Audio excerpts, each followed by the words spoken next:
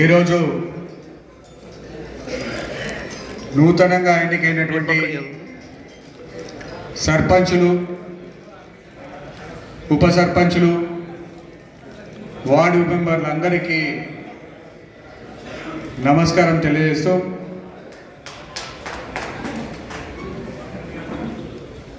ఏదైతే ఎన్నికైన సర్పంచులకు శుభాకాంక్షలు తెలియజేస్తూ మీరు ఏదైతే గతంలో మాజీ మంత్రి రత్నాకర్ రావు గారు సర్పంచ్గా నుంచి, అదే కదా విజయ్ యాదవ్ గారు చెప్పినట్టు కొమ్మిరెడ్డి రాములు గారు కూడా సర్పంచ్ స్థాయి నుంచి ఎమ్మెల్యే స్థాయికి ఎదగడం జరిగింది. రత్నాకర్ రావు గారు సర్పంచ్ స్థాయి నుంచి మంత్రిగా ఎదగడం జరిగింది. ఇప్పుడు నవ యువకులకు తెలియజేసినది ఏమనగా మనం నిజాయితీగా పనిచేయాలి గ్రామాలలో. ఎందుకంటే సమస్యలు కోకొల్లలు ఉంటాయి గ్రామాలలో. వచ్చే వాళ్ళు ఒక తీరు ఉంటారు, ఒకరు ఒక తీరు ఉంటారు. కాబట్టి మనం వాళ్ళతోటి సౌమ్యంగా మాట్లాడి వాళ్ళ పనులు మనం చేసి పెట్టే బాధ్యత ఉంటే మీరందరూ కూడా మళ్ళీ రత్నాకర్ రావు గారు, కొమ్మిరెడ్డి రాములు గారు ఇతరులు నేను తెలియజేస్తున్నాను.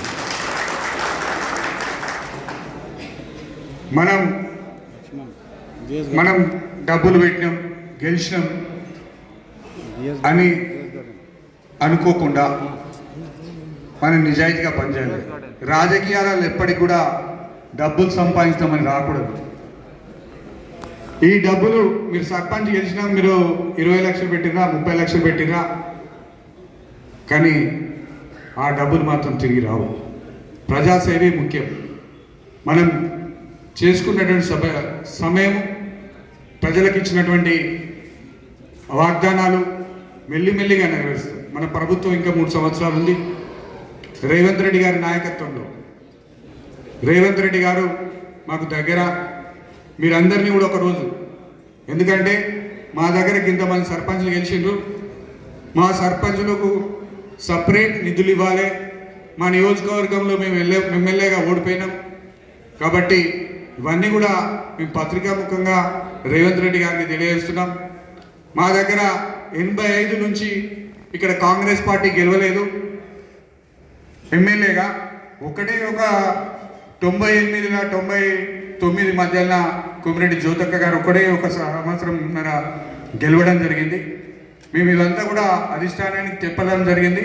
పార్టీని బలోపేతం చేయాలంటే ఇక్కడ ఉన్నటువంటి కొత్తగా ఎన్నికైన సర్పంచ్లకు నిధులు ఇచ్చుకుంటూ కార్యకర్తలకు అండగా ఉండాలని మేము తెలియజేస్తున్నాం. ఖచ్చితంగా మీ అందరికీ మేము అండగా ఉంటున్నాం. అదేవిధంగా ఇంకొక విషయం ఏంటంటే, చాలామంది మా కాంగ్రెస్కు ఫస్ట్ నుంచి ఉండి కష్టపడ్డ కార్యకర్తలు కూడా కొంతమంది ఓడిపోవడం జరిగింది. వాళ్ళు బాగు డబ్బులు పెట్టుకొని ఓడిపోవడం జరిగింది. మేము కూడా 4 సార్లు ఎమ్మెల్యేకి పోటీ చేసి ఓడిపోవడం జరిగింది. ఇది ప్రజాస్వామ్యంలో సహజం.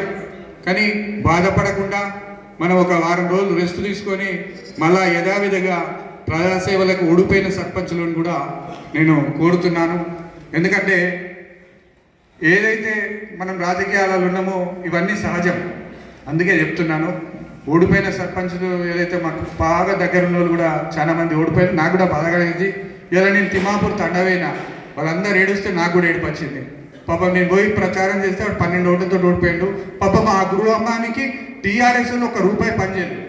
మనమే ఇందిరం ఇల్లు 30 ఇందిరం ఇల్లు ఇచ్చినాము. అక్కడ ఉన్నటువంటి ఆంజనేయ స్వామి గుడిగాడ బోర్ కావాలంటే బోర్ ఇచ్చిన మనం విన్న వాళ్ళందరూ కూడా చెప్పారు నేను పోయినప్పుడు. కానీ ఆడ ఓటమి చెందడం జరిగింది. పాపం వాళ్ళే నేను అక్కడికి పోయి వాళ్ళని ఓదార్చడం జరిగింది. ఇదే విధంగా ఏదైతే మా ఎంబడి వేములకుర్తి గ్రామం చాలా పెద్ద గ్రామం, రామాంజం అని పాపం పూడు, అతను నాకు నాన్నగారు ఉన్నప్పటి నుంచి మా వెంట ఉన్నాడు. పార్టీలు మారలే, మా ఎంబడే ఉన్నాడు. ఇవాళ ఆయన గెలిచినందుకు నేను ఆ ఊరికి పోయి ఆయన సన్మానం చేయడం జరిగింది. ఎందుకంటే నాకు ఒక సంతోషం, మా ఎంబడి ఉన్నాడు ఒకటి మంచి రామాంజం.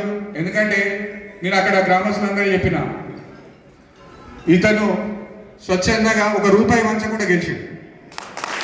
₹1 గెలిచిండు. మీరు వాళ్ళందరూ ఆటోలు పెట్టుకున్నారు, మైక్ సెట్ల ఆటోలు పెట్టుకొని తిరిగిన ఆపోజిట్ పార్టీ వాళ్ళు. అయినా కూడా ఈయన ఊరిని దండం పెట్టుకుంటా ఇల్లు తిరిగిండు, గెలవడం జరిగింది. ఇది ఒక శుభసూచకం ప్రజలలో. ఎందుకంటే అవినీతికి వ్యతిరేకంగా ఓటు వేయడం జరిగింది. కాబట్టి ఇది ఒక మంచి పరిణామం. అదేవిధంగా వేంపేట సర్పంచ్గా గెలిచినటువంటి ప్రవీణ్ కూడా ఏదైతే అవతలి వ్యక్తి దాదాపు 50 నుంచి 60 లక్షలు ఖర్చు పెట్టడం జరిగింది. ఓటుకు మేకలు నాకు చెప్తున్నారు, సంఘాలకు మేకలు పంపిరు, మందు పంపిరు, ఇది పంపిరు, అది పంపిరు, చాలా ఖర్చు పెడుతుంది సార్ అంటే పాపం ఇప్పుడు చెప్పిండు ప్రవీణ్ కూడా ఏమని, నేను ఒకటే పని చేసిన పార్టీ కోసం గ్రామంలో అభివృద్ధి చేసినాం, గతంలో చేసినటువంటి అభివృద్ధి, అదేవిధంగా నాకు ఓట్లు వేయాలని ఆయన చేసినటువంటి పనితీరు ఏదైతే గ్రామంలో ప్రజలతోటి మమేకమై ఆయన చేసినటువంటి పనితీరు ద్వారా ఇలా నేను దాదాపు 400-600 మెజార్టీతోటి 616 మెజార్టీతో గెలవడం జరిగింది. ఎంత పెద్ద గొప్ప విషయం. అదేవిధంగా గోలూరు సర్పంచ్ అంటే నేను అనుకోలే, ఎంత చిన్నగా ఉంటాడు ఆయన. 2300 ఓట్లు పోలైతే 2060 ఓట్లు 2060 ఓట్లు 30 ఓట్లు వచ్చినాయి. ఇంత గ్రేట్. అసలు మన జగిత్యాల జిల్లాలోనే అన్ని ఓట్లు ఎవరికి వాళ్ళే కావచ్చు ఆ సర్పంచ్ మాటతో.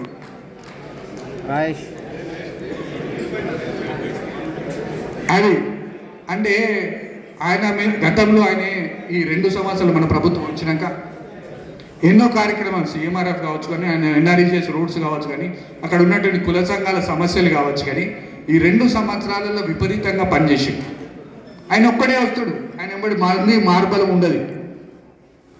ఆయన ఒక్కడే వస్తాడు, వచ్చి ఆయనకు ఉన్న గ్రామంలో ఉన్నటువంటి సమస్యలన్నీ చేయించుకొని పోయి ఇవాళ ఆయనకు అంత మెజార్టీ ఇచ్చాడు. కానీ పాపం అంత మెజార్టీ ఇచ్చినా కూడా సమస్యలు పరిష్కారం చేయాలంటే సామాన్యమైన విషయం కాదు. నెత్తి మీద ముళ్ళ కిరీటం పెట్టుకున్నట్టే ఆయనకు నేను చెప్తున్నాను. ఎందుకంటే అంత మెజార్టీ ఇచ్చినట్టే ఎన్ని ఆశలు పెట్టుకుంటారు ఆయన మీద. 2000 ఓట్లు అంటే సామాన్యమైన విషయం కాదు. అన్ని ఓట్లు వేసినంటే కాబట్టి మనం అందరం కూడా, మీరందరూ కూడా మంచిగా పనిచేయండి, నిజాయితీగా పనిచేయండి. నేను ఒకటే చెప్పేది, ప్రజలు పేదోనికి సహాయం చేయాలన్న ఉద్దేశంతో మీరు పనిచేయండి. మీరు మంచిగా ఇంకోసారి కాదు, ఇప్పుడు మా వెల్లుల సర్పంచ్ ఉన్నాడు, గతంలో సర్పంచ్ అయ్యిండు, మళ్ళీ ఈసారి సర్పంచ్ అయ్యిండు. ఆయనకు ఎంత పెద్ద విలేజ్ అది, మళ్ళీ రూపాయి పెట్టలేదు. పెద్ద విలేజ్, ఎంతోమంది మహామావులు అవతలున్న వాళ్ళు ఎంపీపీలు ఎమ్మెల్యేలు అందరూ వచ్చి ప్రచారం చేసినా కూడా ఇలా గెలిచిందంటే ఆయన గత 5 సంవత్సరాలల్లో ఎంత పని చేసిండు, ప్రజల మన్ననలు పొందిండు. కాబట్టి సెకండ్ టైం మళ్ళీ కంటిన్యూ సర్పంచ్ ఏంటంటే చాలా గ్రేట్ అని చెప్తూ, నాకు ఈ అవకాశం ఇచ్చినటువంటి సర్పంచ్లందరికీ, కాంగ్రెస్ పార్టీ కార్యకర్తలకు అందరికీ నమస్కారం చెప్తూ సెలవు తీసుకుంటున్నాను.